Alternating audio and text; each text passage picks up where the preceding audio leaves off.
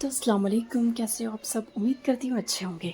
तो बहुत सारों का सवाल होता है कि बड़े का गोश्त बनाते कैसे? तो आज मैं बताती हूँ कि बड़ों का गोश्त बनाते कैसे हैं।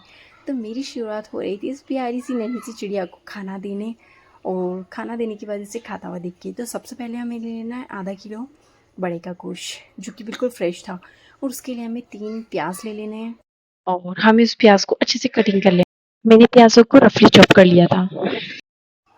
उसके बाद मैंने सोचा अब इनके फ्राई करने की बारी है। तो कुकर में हम कम से कम 2 या 3 पली ऑयल लेंगे, और ऑयल लेने के बाद जो हमारे प्याज थे, पहले देखें हमारा तेल गरम हुआ या नहीं। जैसे ही तेल गरम हो जाए अच्छा सा, तो हम हमारे रफली जो चॉप करे हुए प्याज थे वो सारे गरम गरम तेल में डालेंगे। ऐसे तड़तड़ आवाज़ भी आनी चाहिए।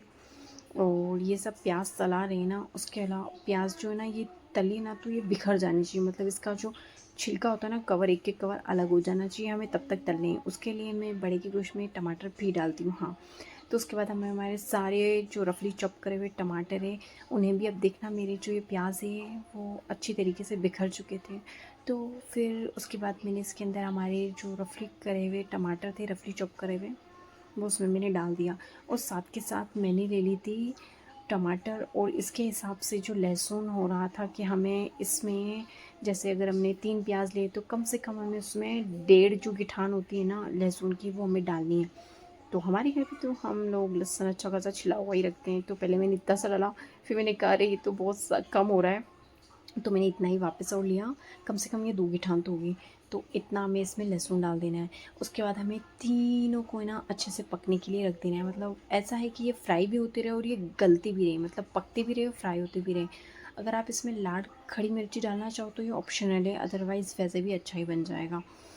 लाल खड़ी मिर्ची डालने से क्या होता है कि जो सब्ज़ी होती है ना वो काली काली नहीं होती। उसके अलावा हमें 5 से 7 मिनट इसमें इसको रहने देना है। उसके बाद हमें हमारा गोश्त धो लेना है।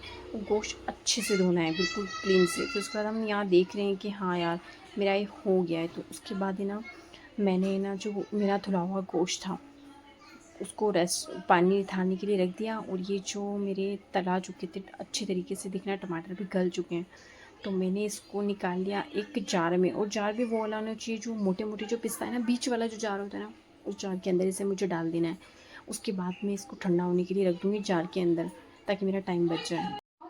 तो मैंने सारा निकाल के रख दिया है। उसके बाद मैंने क्या किया कि ना, इसको रेस्ट होने के लिए छोड़ दिया था। उसके बाद मैंने ना जो कुकर था ना, उसका वापस गैस ऑन किया, उसकी फ्लेम हाई की। उसके अंदर बहुत, मतलब कम से कम 5 पली तेल और डाला। जो बचा हुआ था वो तो था ही, उसके अलावा मैंने इसमें 5 पली तेल और डाला, और उस तेल को कड़क गर्म होने दिया।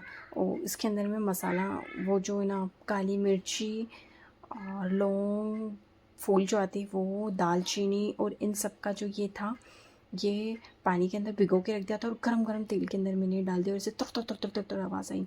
और उसके बाद जब ये थोड़ा सा अच्छे से हो गया कि हाँ सारी चीज़ें फूल गई, तो उसके अंदर मैंने गोश्त डाल दिया। उसके बाद गोश्त डालने के बाद मैंने फ्लेम बिल्कुल हाई कर रखी थी, और उस पूरे गोश्त को मुझे फ्राई कर लेना है, ताकि गोश्त के अंदर पूरे मसाले की अच्छी तरीके से खुशबू आ जाए। उसके बाद है ना, अच्छी खुशबू आ गई थी। उसके बाद मैंने इसके अंदर नमक, गोश्त है ना अच्छे से फ्राई हो जाए। ध्यान रखना गोश्त अच्छे से फ्राई होना चाहिए, क्योंकि अच्छे से अगर गोश्त फ्राई नहीं होना तो कच्ची कच्ची आती है। उसके बाद है ना, मैंने क्या किया कि वो जो मसाला था उसको पीस लिया, और इसके अंदर जो गोश्त है इसके अंदर मुझे नमक, मिर्ची और हल्दी और धनिया, ये सब मैं डाल चुकी। नमक, मिर्ची, हल्दी, धनिया ये सब डालना ज़रूरी है। उसके बाद हम इसमें ना हल्का सा जो एक मसाला आता है जो मेरा सीक्रेट है, वो भी मैंने डाल दिया था। और उसके बाद मैंने जो ये मेरा लहसुन और ये सब का जो बैटर था उसको अच्छे से पीस लिया था। उसके बाद